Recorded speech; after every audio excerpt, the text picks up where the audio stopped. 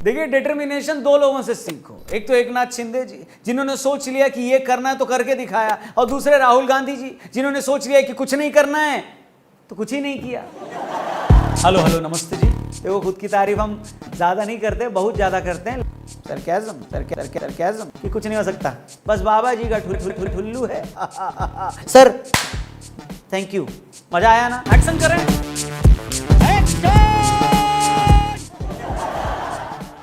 स्वागत, नमस्ते, जय हिंद। रौनक ही नाम रखा गया है हमारा इस पूरे हफ्ते का हाल चाल और बवाल इस एपिसोड में हम लेकर आ चुके हैं। इस एपिसोड में बवाल की मात्रा थोड़ी ज्यादा है, लेकिन शुरू करने से पहले मैं आपसे कहूंगा कि इस उंगली का इस्तेमाल करिए, चैनल सब्सक्राइब करिए, अगर नहीं किया है तो कीड़ा पड़ेंगे। सबसे अधिक उबलती हुई खबर है महाराष्ट्र से। महाराष्ट्र का महाभारत खत्म हो चुका है, नई सरकार बन चुकी है। मतलब ये कि पॉलिटिक्स में अक्सर सुनने को मिलता है भैया कि मुख्यमंत्री ने अपने मंत्रिमंडल में फेरबदल की। शायद ये पहली बार हुआ है कि मंत्रियों ने ही मुख्यमंत्री का फेरबदल कर दिया। हम लोग इसको भड़म मानते हैं।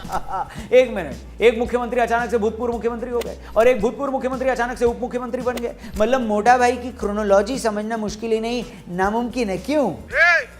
सफेद कपड़ा, खाली सफेद नहीं है सर, ऊपर ये पिंक बोलेंगे, पीच बोलेंगे। अच्छा चलो, जो भी हो, शुरू करते हैं एक तो कविता से। ये लाइनें, ये पंक्तियां अगर आपको पसंद आए, शुरुआत में सुनाए देते हैं आपको। इसका स्क्रीनशॉट लेके फट से फेंक के मारना हमको इंस्टाग्राम पे। तो शुरू किया, अर्ज किया है कि सब खेल हुआ अब खत्म प्रिय, और पैसा सारा हजम प्रिय। इस खेल कूद के चक्कर में टूटा राउत का भरम प्रिय। कोई इस वक्त मनाली है, कोई हफ्तों से कुल्लू है। उद्धव भैया के हाथों में बस बाबा जी का ठुल्लू है। सत्ता के बड़े खिलाड़ी को पल में कुर्सी से दूर किया, महाआघाड़ी का सपना शिंदे जी ने चकनाचूर किया। अरे दो तुम गुस्सा थूक प्रिय, कहता हूं मैं दो टूक प्रिय। ठंडा कर मन को सोचो तो हो गई कहां पर चूक प्रिय। चलिए, जिससे चूक हुई है वो तो सोचेंगे, लेकिन महाराष्ट्र के इस महाभारत वाले एपिसोड में खाली हाथ कोई नहीं गया है। सब लोगों को कुछ ना कुछ मिला है। अब आप पूछेंगे कैसे, तो इस वीडियो में बताते हैं ऐसे। सबसे पहले तो भैया फेसबुक बहुत खुश है। जी हाँ, अब वो बेटा मेटा हो गया है। लेकिन फेसबुक को राहत इसलिए मिली क्योंकि उद्धव ठाकरे जी ने इस पूरी प्रक्रिया में कई बार फेसबुक लाइव किया। तो फिर अच्छा ही है। ऐसा करने से उद्धव जी को तो कुछ नहीं मिला, लेकिन फेसबुक को बड़ी राहत मिली है। वरना इंस्टाग्राम के चक्कर में लोग फेसबुक को भूलते जा रहे थे। फेसबुक को भी ऐसा फील हुआ जैसे किसी ने झाड़ पहुंचकर तहखाने से निकाल दिया हो उसे, है कि होता है ना। जैसे भाजपा चुनाव जीत रही होती है तो कैलाश विजयवर्गीय जी और सुधांशु त्रिवेदी जी सामने दिखते हैं, और जब भाजपा हार रही होती है तो शाहनवाज हुसैन साहब को पीछे से निकाल कर आगे लाया जाता है। कैसी अपमानजनक बातें कर रहा है लड़का ये। खाली जोक है बाबा। वैसे जिस तरह से उद्धव जी ने फेसबुक की बुजुर्गियत का ख्याल रखा, फेसबुक की बुजुर्गियत का जैसे उन्होंने ख्याल रखा, वैसे ही अगर अपने बुजुर्गों की कही हुई बातों का ख्याल रखते तो शायद ये नहीं होता जो हुआ है। अब क्या होगा? बाकी महाराष्ट्र की इस पॉलिटिक्स की वजह से असम को भी फायदा हुआ है। बोले तो 51 लाख रुपए डोनेशन पहुंचा है उनके पास। जी हाँ, बाढ़ से निपटने में सहायता के लिए एकनाथ शिंदे जी ने ट्वीट करके बोला कि हम लोगों की तरफ से असम को मिले 51 लाख रुपए। वैसे इस डोनेशन के पीछे सिर्फ हमारा हाथ है।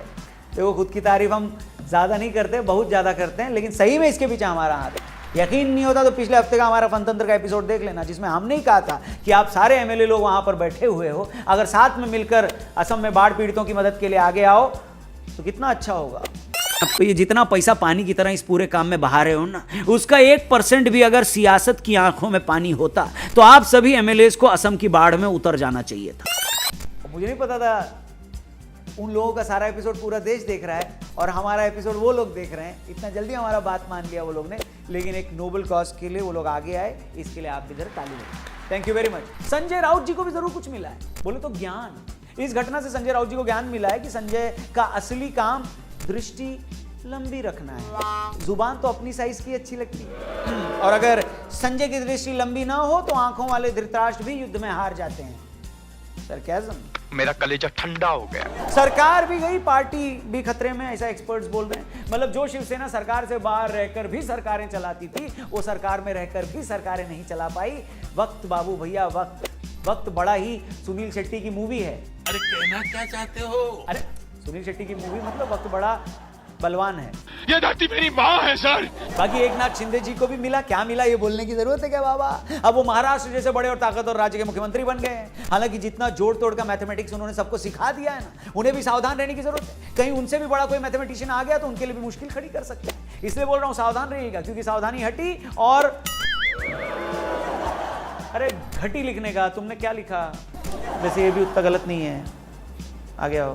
देखा आपने लापरवाही का नतीजा है। देवेंद्र फडणवीस जी इनको मिली है डिप्टी सीएम की कुर्सी। ये वाला मामला लोगों को हजम नहीं हो रहा है। वैसे ऐसे मामले में सब कुछ एक बार में क्लियर कर देना चाहिए, वरना समर्थकों का कट जाता है। मतलब इस सिचुएशन को देखते हुए 30 तारीख की दोपहर को एक भाई ने लंबा चौड़ा पोस्ट लिखा कि फडणवीस साहब जब सीएम बनेंगे तो क्या क्या होगा, और जब शाम को साहब ने कहा कि वो सरकार का हिस्सा नहीं होंगे तो भाई ने एकदम से पुराना पोस्ट डिलीट किया और नया पोस्ट लगा दिया जिसमें यह बताया कि देवेंद्र जी का त्याग कितना बड़ा है कि उन्होंने कुर्सी नहीं ली। अचानक 7 बजे पता चला कि वो डिप्टी सीएम बनेंगे। इस बार भाई ने पोस्ट के साथ साथ अपना फेसबुक अकाउंट भी डिलीट कर दिया। ना रहेगा फेसबुकिया और ना कटेगा खुफिया, नहीं खुफिया नहीं, सॉरी, ठीक है वही आया ना दिमाग में। क्या करूं इसका, क्या करूं, मार भी नहीं सकता। बाकी महाराष्ट्र पॉलिटिक्स के इस पूरे एपिसोड के चलते देश के यंग एंटरप्रेन्योर्स को भी कुछ मिला। क्या मिला? नए नए बिजनेस के, बोले तो स्टार्टअप के आइडियाज मिले। जैसे पहला बिजनेस आइडिया है अंतर्ध्यान, बोले तो ट्वीट डिलीट सर्विसेज, जो आपके हृदय परिवर्तन के बाद पार्टी बदलने पर आपके पुराने ट्वीट्स को डिलीट करने की सर्विस देता है। तो जो नेता लोग अचानक से हृदय परिवर्तन के चलते पार्टी शिफ्ट कर गए, वो उस वाली पार्टी को जो गरियाए थे वो ट्वीट डिलीट करने का एक तो ऐप कोई देख रहा है अगर, शार्क टैंक वाला। बाकी आगे बढ़ते हैं। दूसरा बिजनेस आइडिया है स्पाई रिजॉर्ट्स, पार्टी तोड़ू नेताओं को छुपाने की शानदार व्यवस्था। सफेद कुर्तों का unlimited supply, free free free. और नोट करें कि हमारे यहां हर स्टेट की भाषा बोलने वाला स्टाफ है, इसीलिए all state MLAs are welcome. सगळ्यांचा स्वागत आहे। मला मराठी येते, पुढे सरका। चलिए आगे चलते हैं। तीसरा बिजनेस आइडिया है काला घोड़ा, I mean horse trading services. बिकेंगे आप, माल का मैनेजमेंट करेंगे हम। किसी भी तरीके के लेन देन की व्यवस्था के लिए टोकन सिस्टम चालू है। अगला आइडिया, चौथा बिजनेस आइडिया, अपशब्द, बोले तो एंटी गाली सॉफ्टवेयर। पार्टी बदलने के बाद आपको पड़ने वाली गालियों को ऑटोमेटिकली डिलीट करने वाला शानदार सॉफ्टवेयर है। चाहे आपको कोई माया ओ ये कहे, या फिर कोई आपको ये कहे, या फिर कोई उल्लू बोले, कोई बेशरम बोले, या कोई हाँ दिल्ली से हूँ। नहीं बोलने का, ये बोले, कुछ भी कहे वो कमेंट ऑटोमेटिकली डिलीट हो जाएंगे। हिस्सा बराबर याद रखते हो। तो ये वो बिजनेस आइडियाज थे जो यंग एंटरप्रेन्योर्स को मिले इस महाराष्ट्र पॉलिटिक्स के पूरे एपिसोड के चलते। जोर जोर से बोल के लोगों को स्कीमें बता दे। बाकी एंड में अब आपको ये बताते चलें कि बागी विधायकों को क्या मिला। बाकी सबको क्या मिला वो तो हमने बता दिया। बागी विधायकों को मिला जनता की सेवा करने का मौका। धन्य है हम सब कि हमें ऐसे नेता मिले जो जनता की सेवा के लिए क्या क्या नहीं करते। कितने जूते घिसे विचारों ने जनता की सेवा के लिए। मुंबई से सूरत, सूरत से गुवाहाटी, गुवाहाटी से गोवा, फिर गोवा से मुंबई, हर जगह बेचारों को 5 स्टार होटल का मल्टी क्यूजीन खाना खाना पड़ा। कैसे वो निवाला उनके हलक से नीचे उतरा होगा। सोचिए, घर की दाल रोटी का त्याग करके सिर्फ 10-12 कोर्स बुफे मील कैसे सर्वाइव किया होगा इतने दिनों तक इन लोगों ने। सोचिए, हम लोगों को थोड़ी गर्मी लग जाती है, थोड़ी ठंड लग जाती है, या कैब वाला हमारा राइड कैंसिल कर देता तो हम लोग कितना इरिटेट हो जाते हैं। लेकिन जनता की सेवा का जुनून इनके ऊपर देखिए। पुरानी रुई का गद्दा छोड़कर बेचारों ने होटल के मोटे मैट्रेस पर सोना पड़ा होगा। हम सलाम करते हैं जनता का सेवा करने की इस भावना को। Sir thank you. Control control Uday. और अंत में बीजेपी को मिली एक और राज्य की सरकार और कांग्रेस को मिला एक बार फिर से इस बात का कंफर्मेशन कि कुछ नहीं हो सकता आपका। गजब बेइज्जती है। मजा आया ना। कुल मिलाकर लोकतंत्र के इस लुभावने उठापटक में सबको कुछ ना कुछ मिला और सबको मजा आया। लेकिन आपको क्या मिला? कमेंट करने का मौका कि ये वीडियो कैसा लगा आपको। कमेंट सेक्शन खुला हुआ है, प्लीज कमेंट करके जरूर बताइएगा। बाकी वीडियो अच्छी लगे तो और भी लोगों तक पहुंचाइएगा और ये बताइएगा, लिखिएगा जरूर कि आप ये वीडियो देख कहां से रहे हैं, क्योंकि कहां से आप देख रहे हैं, देश या विदेश के किस कोने से, ये पढ़कर मुझे और मेरी टीम को अत्यंत खुशी होती है। लेकिन एक चीज जिसके ऊपर इस पूरे देश में पीड़ा है, हर व्यक्ति को दुख है, उदयपुर में जो भी हुआ, जैसा कन्हैयालाल जी के साथ हुआ वैसा किसी के साथ ना हो, ये हमारी प्रार्थना है। सबसे पहली बात कि ये घटना हमारे ही समाज में हुई और इस समाज में एक ऐसा जाहिल तबका है जो देश को देश नहीं समझता, इंसान को इंसान नहीं समझता, संविधान को संविधान नहीं समझता। उनकी आंखों पर पट्टी बंधी है और वो बंद आंखों से ऐसी घटना को अंजाम देते हैं। वो सिर्फ और सिर्फ कानूनी सजा डिजर्व करते हैं। एक और तबका है इसी देश में जो इस तरह की घटना को किसी ना किसी तरीके से जस्टिफाई करने की कोशिश करता है। किसी की हत्या को जस्टिफाई कैसे कर सकते हो बे? अत्यंत परम वाले, बड़े वाले बेशरम हो। 4 लाइंस ऐसे ही लोगों के लिए जो ऐसे मौकों पर सियासत करने से बाज नहीं आते। किसी कवि ने कही है ये लाइन, सुना रहा हूं मैं आपको, कि बुलंदी का नशा सिमतों का जादू तोड़ देती है, हवा उड़ते हुए पंछी के बाजू तोड़ देती है, सियासी भेड़ियों थोड़ी बहुत गैरत जरूरी है, तवायफ तक किसी मौके पे घुंघरू तोड़ देती है।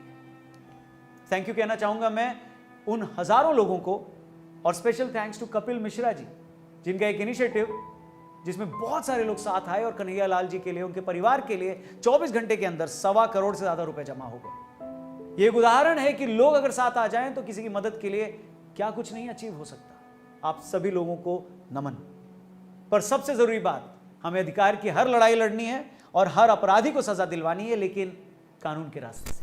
आज के इस एपिसोड में फिलहाल इतना ही। एपिसोड कैसा लगा कमेंट करके जरूर बताइएगा। पसंद आए तो इसे अपने दोस्तों तक जरूर पहुंचाइएगा, शेयर करिएगा सबसे, हमारे चैनल को भी सब्सक्राइब करिएगा। लेते हैं यहां थोड़ा विराम।